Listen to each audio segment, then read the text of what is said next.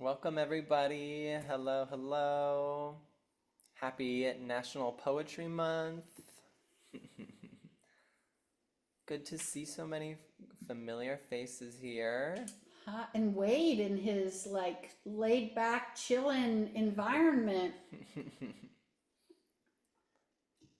Julia, Elena, Jennifer, Deb, oh my gosh, Elliot, Patricia, Grace, Joan, Joanne, Holly. Wow, what a beautiful, beautiful group. So as Mhm. we're coming together, I'm Stacy. I'm the executive director of the Well. Some of you may know me, and you may know me as the person who talks a lot at the beginning and the end.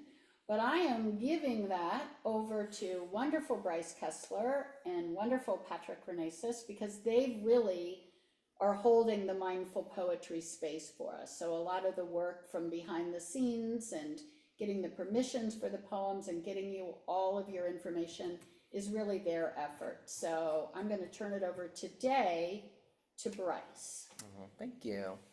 Welcome, everybody. Super excited to help us on this journey. And welcome to our April National Poetry Month series of Mindful Poetry Moments.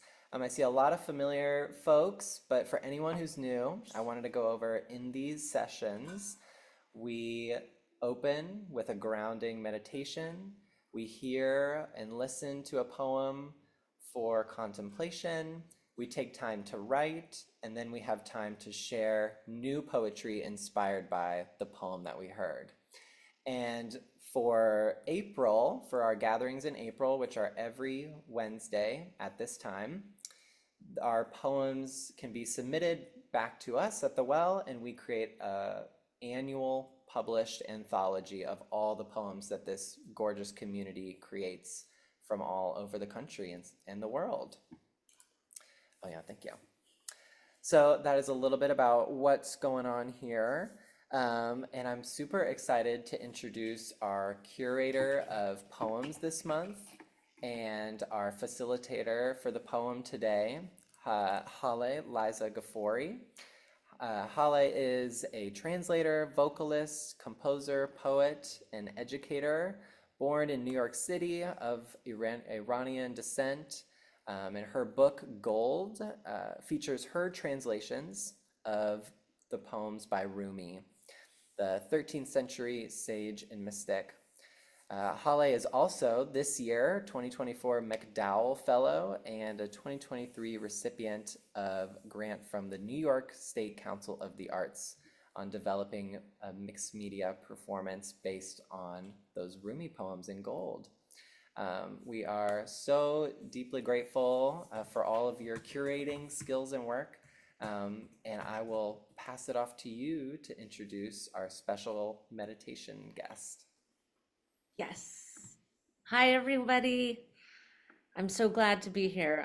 Thank you, Stacy, Bryce, the team, Patrick, everyone for inviting me to do this. It's been really a pleasure. And I'm very excited to introduce a friend of mine who's going to lead us in the meditation, Daniel Fresco, who's a wonderful musician, drummer, percussionist, and also a sound healing practitioner and holistic wellness specialist. He tours with various musical acts and leads meditation workshops and meditative singing circles. He incorporates yogic, sonic, and somatic tools to create a unique and accessible meditative practice for beginners and advanced practitioners of meditation.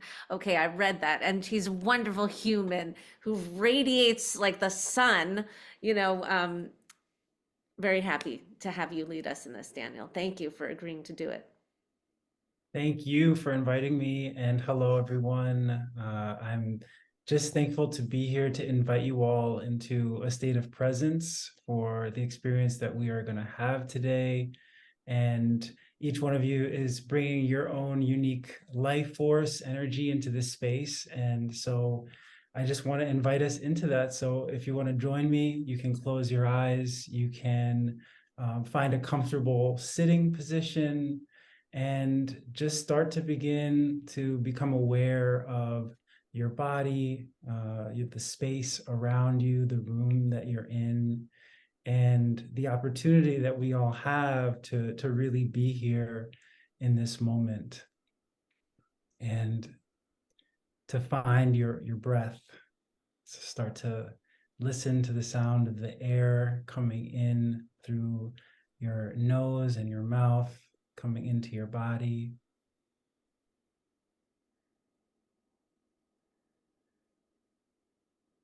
Exhaling through the mouth, feeling your shoulders settle, feeling your body settle into your chair or whatever you're sitting in.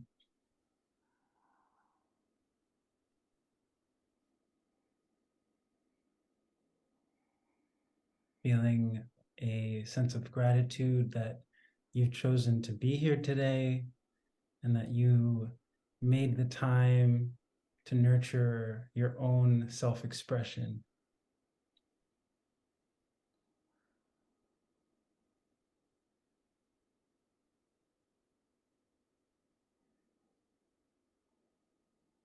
And as you feel that sense of gratitude for being here, begin to just say yes to allowing whatever it is that will be shared and allowing yourself to really be in a state of deep listening to not only our amazing facilitator and the poem, but to your own inner voice, your own inner sense of who you are and the lessons that will be revealed to us today.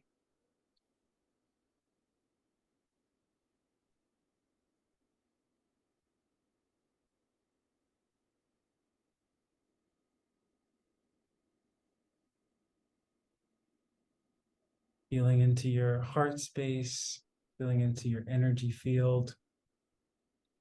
Take note of any intentions that you may be asked to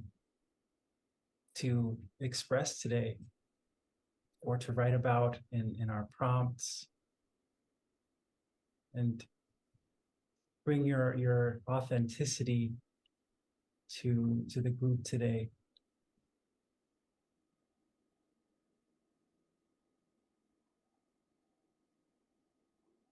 Mhm.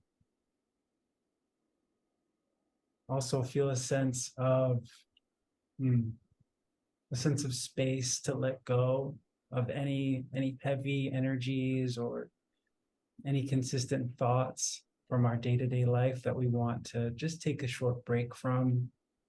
Can be any responsibilities that we have, can be any obligations or things that we need to take care of. And just lovingly set them to the side and bring your entire attention to our mindful poetry experience today. And we're going to take one more big deep breath. Exhale all the air out.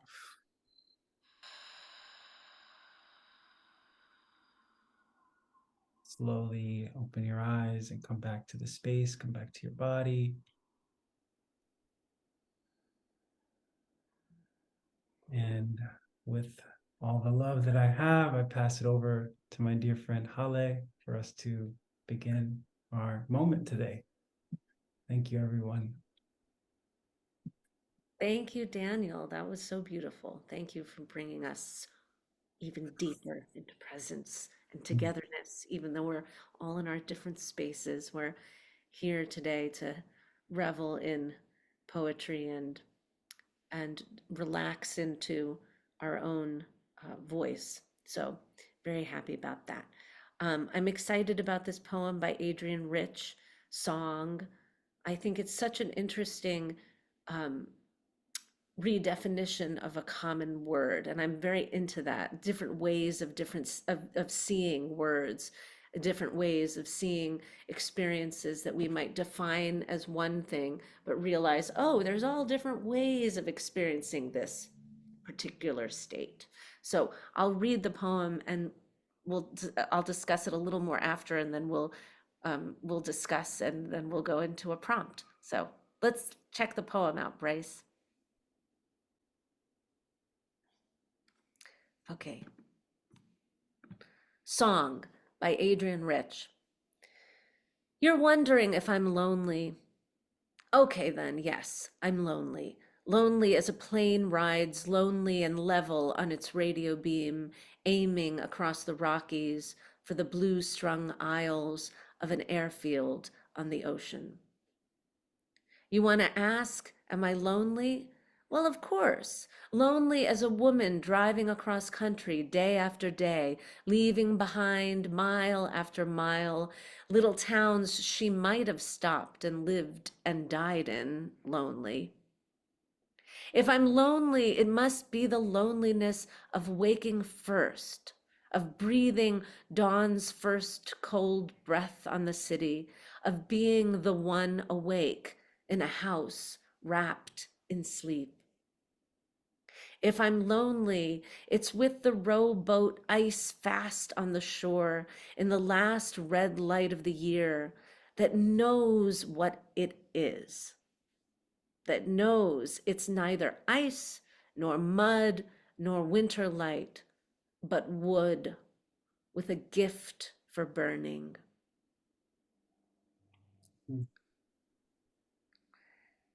So, looking at this poem,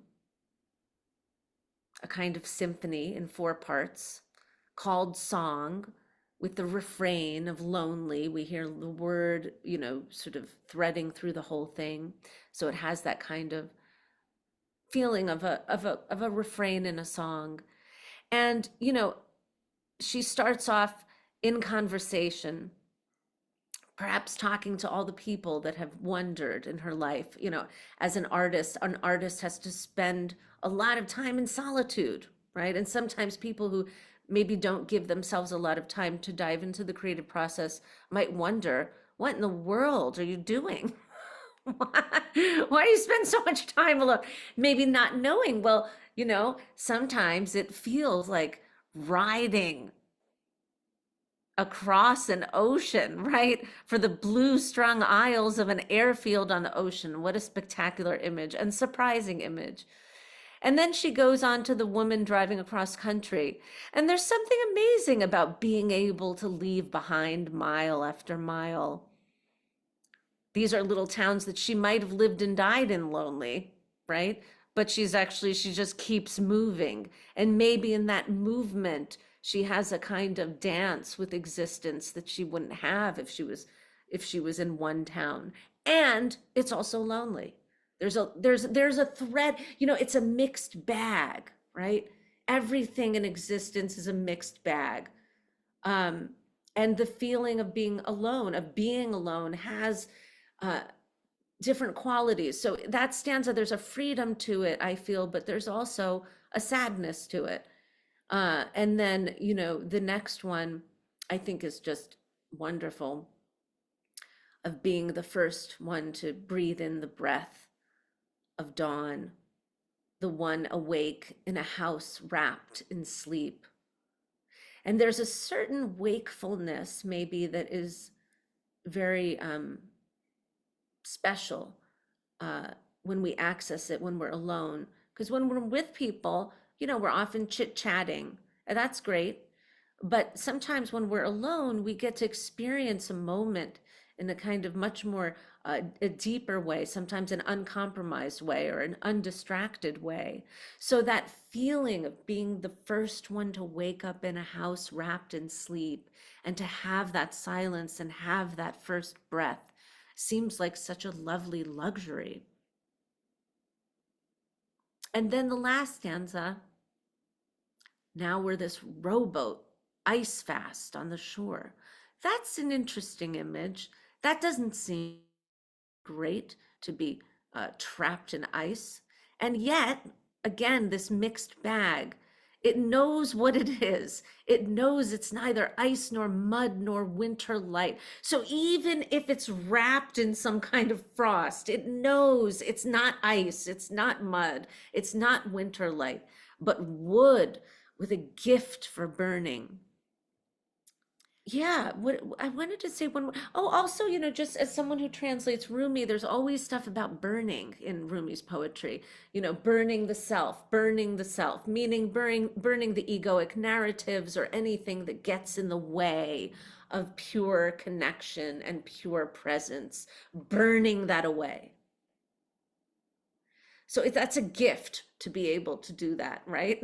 And to recognize the wonder of that.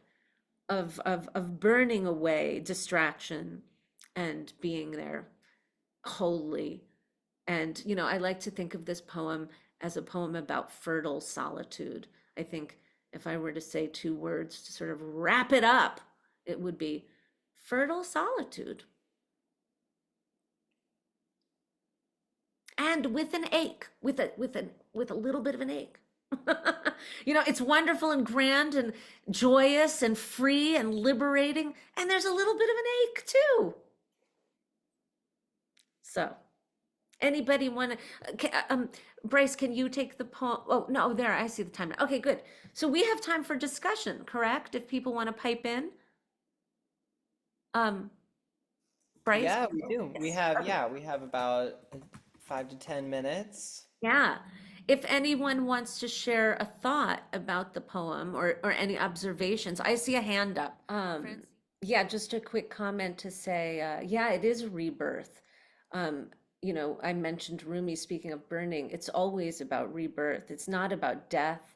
And sacrifice doesn't mean torture to me. I mean, sometimes it's an exchange of time, choosing to do one thing over something else. Sometimes we sacrifice this experience in order to have this experience. But certainly, I don't feel it as a torturous, and I don't think that the poem is pointing to that. I think it's a victorious celebration of what's possible. And I agree that with you, Francine, about the rebirth. Indeed, it is always about that. And the burning away is giving the opportunity for that, is how I see it. So, yes, all of that. Thank you. Haleh? Yeah, I really saw the choicefulness in this isolation. And as an artist, I choose that isolation often and happily, and I think it's often necessary. I see it in a lot of the lines. Obviously being the one awake in a house wrapped in sleep, and the possibilities that she allows herself driving past towns that a lot of people don't even consider. She's built whole worlds there and leaves them behind in her mind. And I understand entirely the piece of nature that's like tied to this poem. I think that that's the expansiveness of her imagination, her gift. But I really resonate with the choicefulness around the isolation and solitude. Thanks. Thank you. Julia, I see your hand. Hi, everyone. Thank you, Daniel and Haleh, for your gifts and bringing them here. This is the first poem that I read from the selection, and I truly resonate with it as a woman who's also alone, and how the word lonely has this like heavy connotation, especially for a middle-aged woman. Like, what are you doing with your life? You don't have like a family, and like what is like, aren't you like, how do you spend your days? And I really feel some of the things that you said, Haleh, about the freedom, and also like this little ache that is like, and the idea of choicefulness that Holly mentioned too, like really as an artist, the very conscious decision of dedicating one's life to something that doesn't really have a shape, but that is constantly manifesting. And I do feel, and I say this a lot, that art is a gift to humanity, and it's a gift to the world. So it is a sacrifice, but it's not a sacrifice, again, with a negative connotation. So, yeah. So it's really this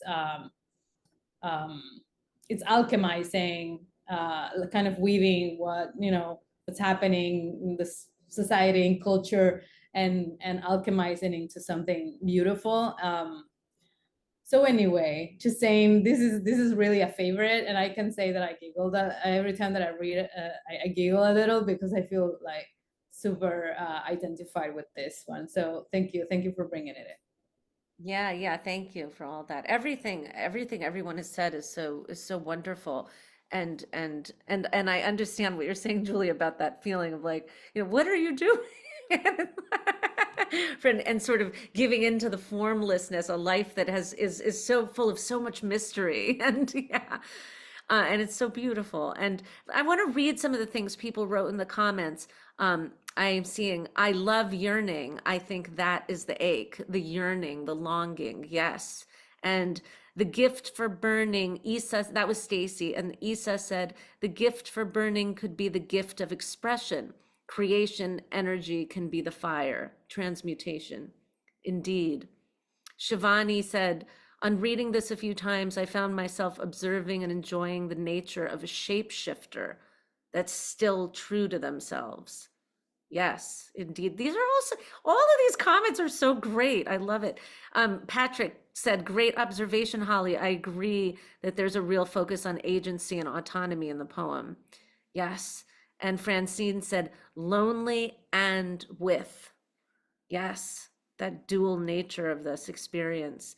And Stacy said, artists are the boat on the shore. Yes. And Francine said, choicefulness, something that doesn't really have a shape. Poetry as a gift to humanity, alchemizing, kind of weaving what is happening in society and culture. So echoing what Julia just said, alchemizing into something beautiful. Anybody else want to pipe in? I think we have room for another one or two comments. I see you, Wade.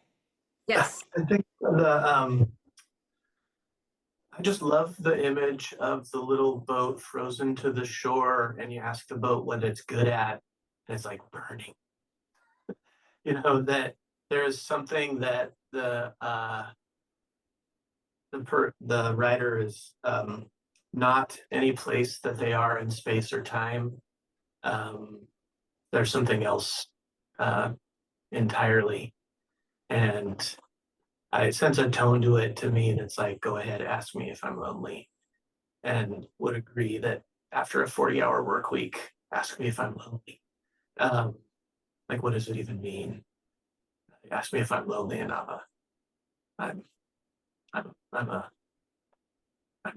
good at singing. Doesn't mean anything. I missed the final thing you said. I'm good at. It's just answering a question where there's an expected answer. Yes. You ask the boat, what are you good at? Boat. You're like, well, I'm good at being a boat. No, that's not the direction it goes. I'm something else entirely. That's not related to place or function or what the outside world says or time. Thank you. Stephen? Hi, it's actually Sarah. I'm hanging out right next to him. Hi. I love the poem, love the discussion. And I just wanted to say, I think I'm echoing a little bit of what Wade just said, but I think that it's actually a little bit more about playing with the words lonely versus alone. And it's like people, somebody else said earlier, as a middle-aged woman, people see you alone and they're like, well, are you lonely? Like, isn't something wrong? And I think she's like, sure. I mean, if that's what you want, if that's a label you want to use, sure. But I feel like she's playing with that a little bit and saying, I'll take your word and here's how I experience it. Call it lonely if you want. Yeah, I think she's redefining a word commonly used. Yes, indeed. Anybody else? Well, actually, it's 3:30. We're going to move to the prompt. Let's do it. So we have this wonderful prompt that I believe Stacy wrote, correct, Stacy? And here it is. Patrick. Thank you, Patrick. Okay, here we go. Think of a cherished moment of solitude. like a single flower in a field, a bird in the sky, or the experience of reading a good book or taking a nice walk by yourself. Describe being in that moment with all of your senses and write about how being alone in that moment makes you feel. So I'll read it again. Think of a cherished moment of solitude, like a single flower in a field, a bird in the sky, or the experience of reading a good book or taking a nice walk by yourself. Describe being in that moment with all of your senses and write about how being alone in that moment makes you feel. So we'll take, Bryce, how long will we take? 10 minutes?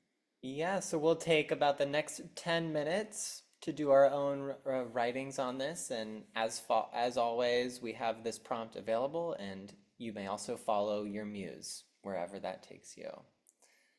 So thank you, Haleh, and we will come back together in about 10 minutes.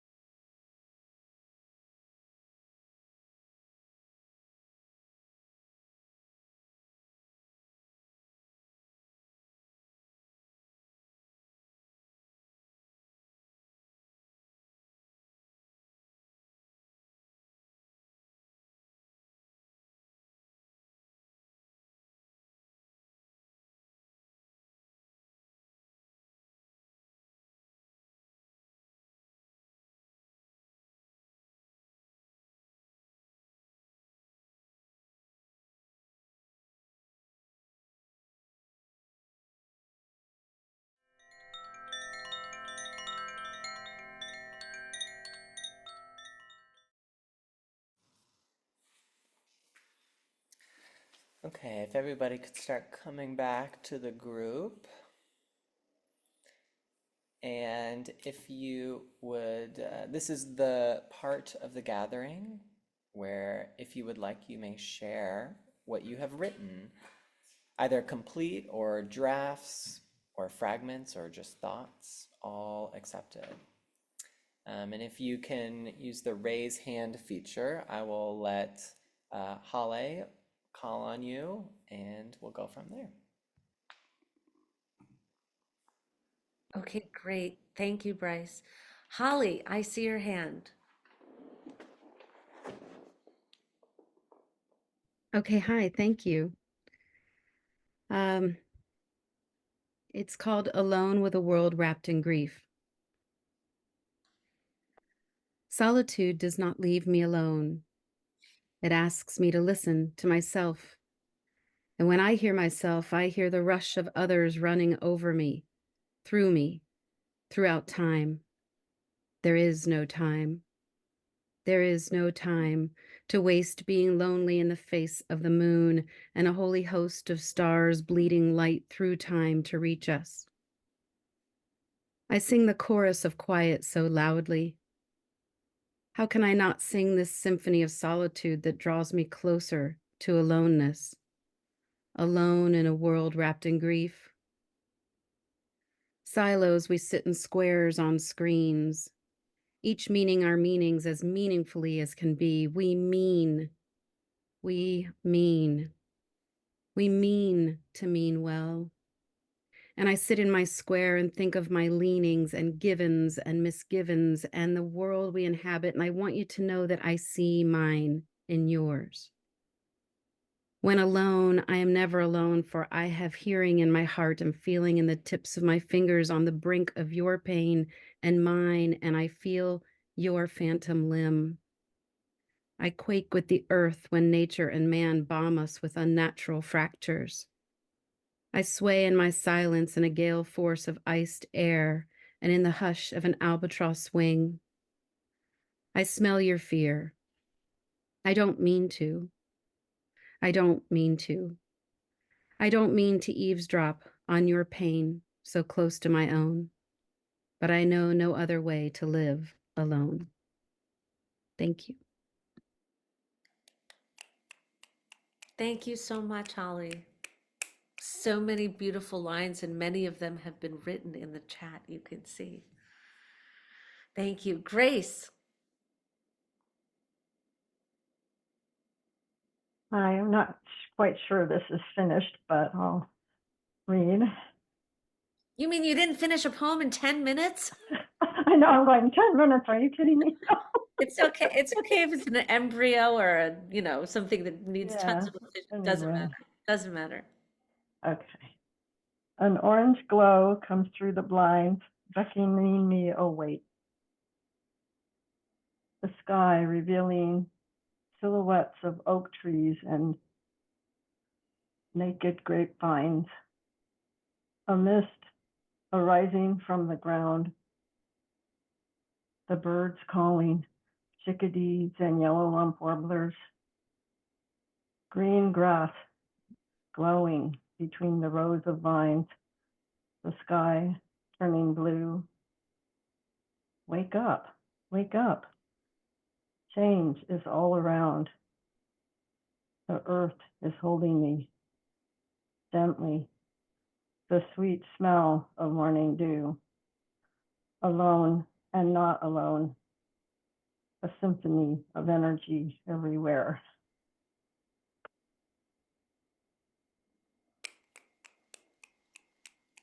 Thank you, Grace. The earth is holding me alone and not alone. Beautiful. Okay, let's see. I see. I don't know about the order. I'm not sure who rose first. So, Irena, would you like to read? Sure. Hello, everyone. Yeah, I took the last 10 minutes to write it, edit it. It's perfect. I already published it. No, it's not any of those things, but I will share anyway. Um, I've walked alone once, twice, 3 times. I've walked for hours, months, lifetimes. I have had homes, some brief, some longer. Sometimes it's warm there, so I stay a while. I've been with lovers, family, friends. Sometimes they hold my hand. We walk together for a time.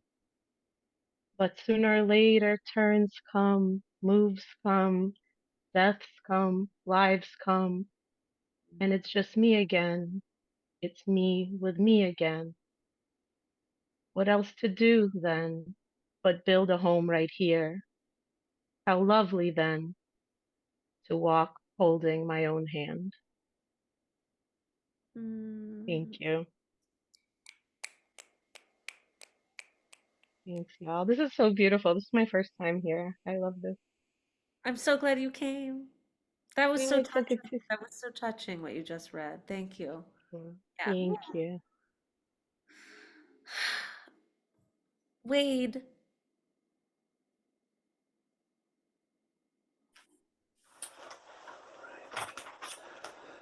Uh, ask me if I'm lonely. Expletive deleted. Ask me if I'm lonely. Of course I'm lonely out here in the wide world where no one is alone. And it's the best and worst I've felt in years. And it's not something imposed upon me. It hasn't happened to me. It's something worked for, something summoned from within. You have to stop to feel this lonely. And I mean stop. Animal style, insect style, rock style, and then stop again. This is me without narrative. This is me without choices. Until all that remains is simple craving, like a child's cry or a rain-lashed cliff, and it is the absolute best and worst loneliness of a lifetime.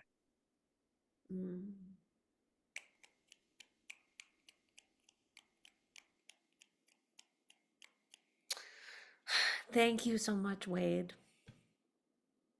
Also very touching. Shivani. Hi, this is my first time here. Thank you, Jen, for inviting me. I wrote a piece called A Song of Liberation as a Song of Forgiveness, is a song of letting go. I'm a forager of forgiveness, planting flowers on deathbeds, stealing deserved nourishment. The dead wait for no one. Why then should I wait for unweighted endings? Today I reveal a cave-sized part of me. Enter here.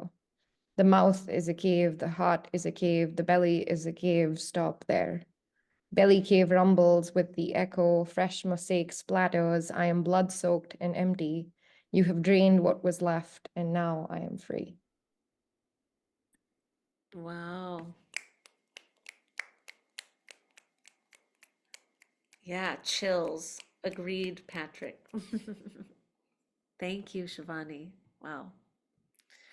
I see 3 more hands. Patrick.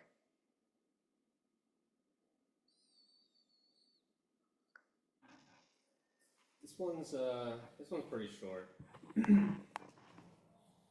I'm the spit on the sidewalk, the herald of get away from me. I couldn't get stuck there, slip, instead into the air. Yeah, the mind expectant of thirst, while the mouth shrugs its own self-offering. The snake pushing away its own tail. The libation to an Apollonian, none. Without use, only water to make the loud earth sprout.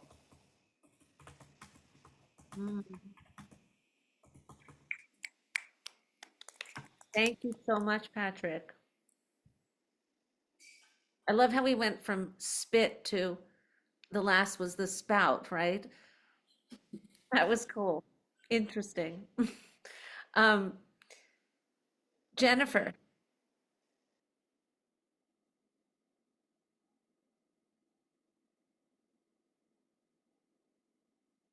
Okay. PM o'clock, and Maggie and Dave are one room over. Dave sitting on our bed, the remote in hand. Maggie curled into his leg, her paws pushing against him periodically. The droning of the TV tickles my ears just a tad, just a tiddlywink. I lounge in barely enough light sprawled on the couch. My favorite companion, this book of new friends. Poem bouquet or a novel pulls me into its depths. Inhale like some elixir tea. My comforter wrapped around my legs, and I'd wish for a fire, but our house might burn. We were told that recently. Something about copper and gas pipes laid and wrong, not enough air. But when I have a book in my hands, I have all the air, all the breath I need. I will sleep soundly when I join the others. Wow. Thank you so much. Also, chills, chills, chills. So impressed by everyone's spontaneous expression. It's amazing. Stephen. Is there room for both of us? Sarah. Oh, let's say, I think so. Yes. Okay. He's insisting I go first. You're wondering if I'm lonely.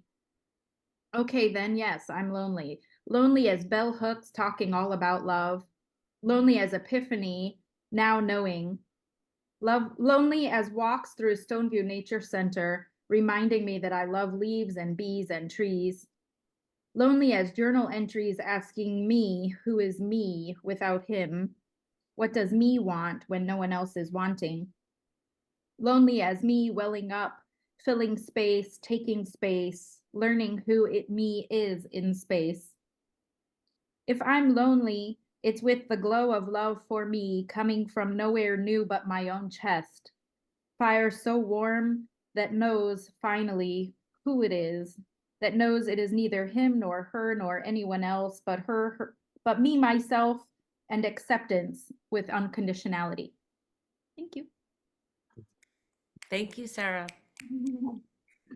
Nice how you echoed the lines and wove them. Yes, I love that. I love prompts in poems.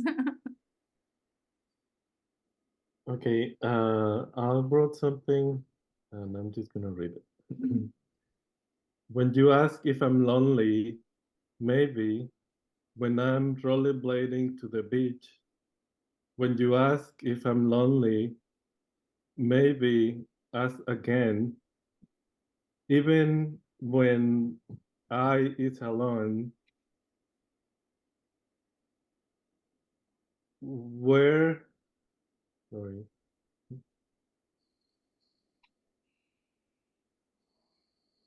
I'll read that again. Even when I is alone, we are multiple eyes. One writing this poem, other one thinking about work, other one playing some music only I can hear, other one is always worried, another one stands. The chorus within the one. Amazing. Thank you. All right. Thank you all so much. I think, Bryce, you're going to take it away now?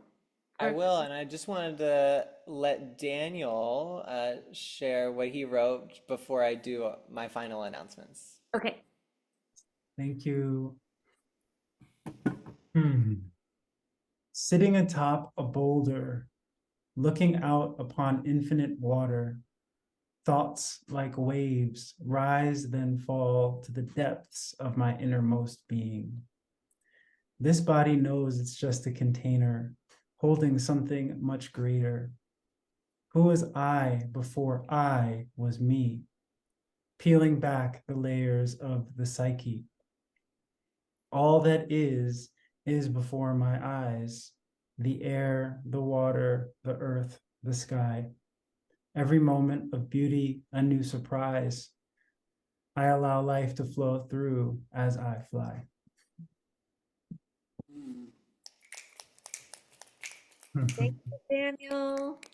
Thank you, everyone. So Beautiful. wonderful. Thank you, Mhm. everyone who shared their work and those who keep it for themselves. All of your presence are really felt today. Um, Before I do some announcements, I wanted to give a special shout out to Julia. Julia is going to be our illustrator for. Tell her to wave at us. Yeah, give us a wave, Julia. Julia's will be our illustrator for each of the poems that will be published in the book in August. So thank you for being Amazing. I also wanted to say we will post this gathering to YouTube for anyone who registered but couldn't make it. And I have heard from a few folks, but if you would like me to edit anything out of the recording, just let me know in the next 30 minutes or so, and I'll work on it tonight. I also wanted to give a shout out to our Wellspring Fellow, Ali Sinadusti, who's a recent Canadian transplant. This is our most recent publication of the Well and reflections on home from coming from Afghanistan. So I just wanted to give that, uplift that a little bit to our poetry folks and community.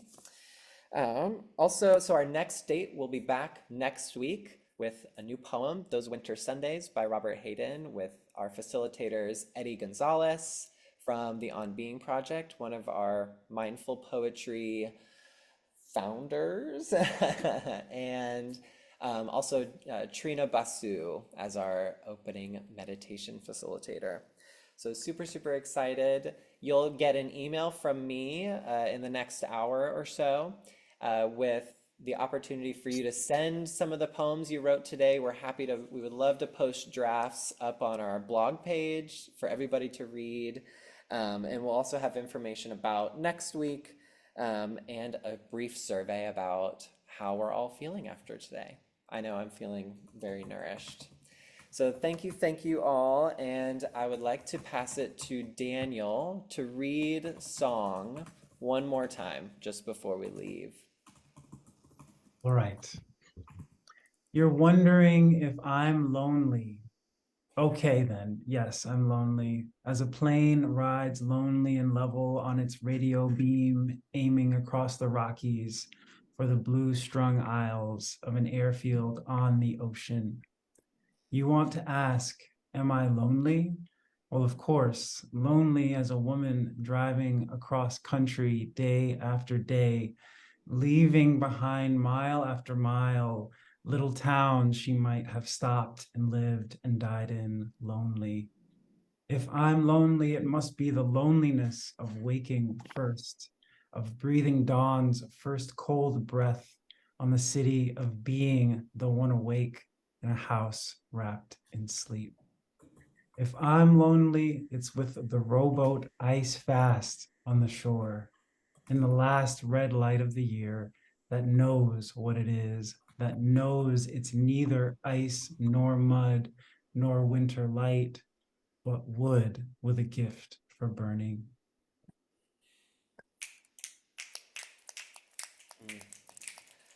Thank you, Haleh. Thank you, Daniel. Thank you, everyone. I hope you all find a moment of warm solitude this week. And we'll be back at the same time next week. Have a wonderful, wonderful week, everyone. Thank you.